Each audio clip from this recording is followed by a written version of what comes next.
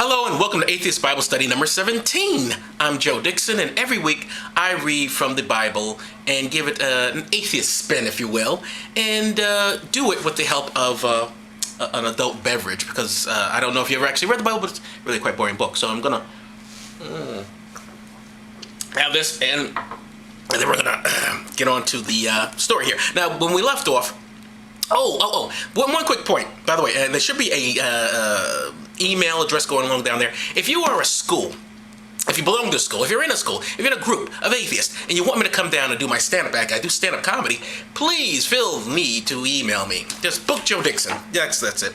I will go to your school. I will do hilarious stand-up comedy about the atheist perspective, entertain your atheist group. So if you're interested, there's the email down there.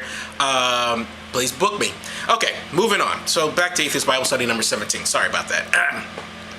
Joseph buries his father. Now, before we left off, Jacob, who's the father of Joseph, finally gets a reunited with his son, because the son gets sold into slavery by his brothers, and there's all rigmarole there. And Joseph becomes a slave, and it's just everyone's some horrible thing, except he gets to become a governor, so it's not such a horrible thing to be a slave, I guess. I don't know. In the Bible, apparently, there's no whippings, and you get to be promoted to governor. That's what Joseph becomes, is a slave, and then he becomes a governor, because the Egyptian Pharaoh likes him. I don't get it either, but that's the moral point we get to this from the Bible. Apparently, morally, slave is okay, because if you're a good slave, you get to become governor. Anyway, so Joseph buries his father. So Joseph went up to bury his father, and with him went all the servants of Pharaoh, the elders of his house, and all the elders of the land of Egypt, all the household. Everybody went to go bury Jacob. Only the little ones, their flocks and their herds, did they leave in the land of Goshen. Also chariots and horsemen went up with him. It was a very great caravan. So everybody's got to see Jacob buried. Oh, Joseph, your father's dead. Most of these people didn't know him, so I don't know whether they had any emotional investment in it, but there you go. They came to the threshing floor of Atad. What's threshing? I don't know. What's Atad? That's the land, apparently, which is beyond Jordan. Well, now we know Atad is beyond Jordan. There they mourned with great and sorrowing cries. For 7 days Joseph mourned for his father. Oh, Daddy! Actually, that's kind of not cool. Well, you know, the guy's crying for his dad. Okay, that's not an unreasonable thing to do. Why everyone else is involved in this, I don't know, but his behavior was okay. That's actually all right. Then Jacob's sons carried their father into the land of Canaan. As he had commanded, they buried him in the cave of the field of Machpelah. It's Mac, H-P-E-L-H. I have no idea how you pronounce that. Mac. I have no idea. After his father was buried, Joseph returned to Egypt, he and his brothers and all that went with him to bury his father. Now that his father was dead, Joseph's brothers said, "If Joseph..." I do that voice so too much. Let me do another voice. God, I'm so limited in the voices, I know. If Joseph... I'll do Michael Jackson, I guess. If Joseph should ever hate us, he would surely make return for all the evil we did to him. So they sent a messenger to Joseph. See, they're worried about he's going to get after them because they sold him to slavery. So their father's dead now, so he's going to get revenge. That's what they're worried about. So they sent a messenger to Joseph saying, "Before his death, your father spoke to us, saying, 'You shall say to Joseph, forgive the trespass of your brothers and the sin which they committed when they did evil to you.'" Joseph went, okay, maybe the eye thing that I do. Joseph wept when they spoke to him, and his brothers went to him and fell down before his face and said, behold, we are servants. We are your servants."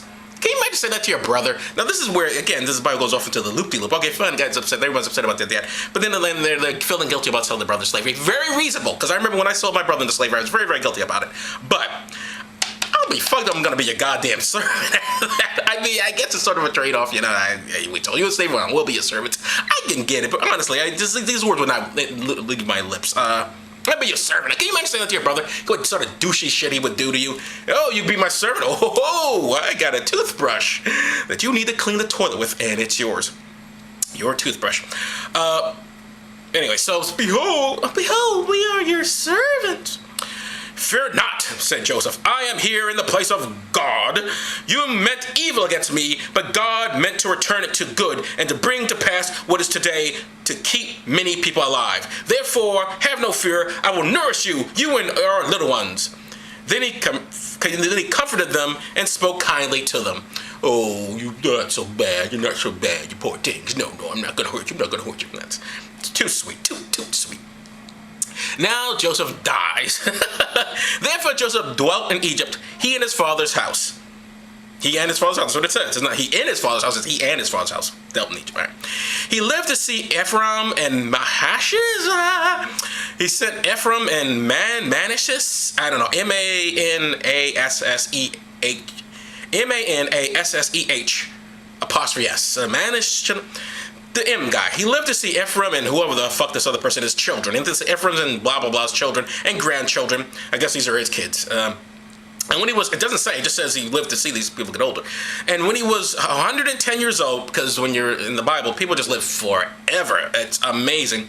Joseph said to his brothers, oh, he's old, he's 110 now. So, "God will surely visit you after my death and bring you out of this land into the land which he promised to Abraham, to Isaac, and to Jacob." That's an interesting sentence. He promised to Abraham, Isaac, and Jacob. He promised it to them. They didn't get it, but he promised it to them. And now, look around, because he promised it to me, and you're all going to get it. They didn't get it. Why would you assume we're going to? I think God makes all these promises, and he never follows through on. But he does. You do get to be a slave and a governor. So honestly, what more do you want? And Joseph exacted a promise from the children of Israel, every single one. That's what it is. He's extracted a promise from the children of Israel. That's a lot of children. All right, so Joseph extracted the promise from the children of Israel, saying, "God will surely visit you, and you shall carry my bones from here." Joseph was an old man when he died, but less old than his father had been. He was embalmed and put in the coffin in Egypt. I don't know if he was put in a cave just like Jacob was, but he was definitely embalmed and put in a coffin in Egypt, where everybody gets buried. Okay. I know it's a very, very short atheist Bible study, but that's as far as it goes there. Then we're going to get into the Exodus of Egypt, where we introduce that wonderful character, Moses. He's going to put in his special appearance, and he's got the whole water thing going, which a lot of super guys in the Bible have. You know, they do the water things, like the Aquamans of their era. Anyway, I'm Joe Dixon. Again, hopefully the email's down there. You see it. Email me if you want me to come to your school, whatever. I'll do a little comedy thing, and it'll be good. And it'll be fun, fantastic, and wonderful. Anyway, again, Joe Dixon, Atheist Bible Study, and hopefully I'll see you next week.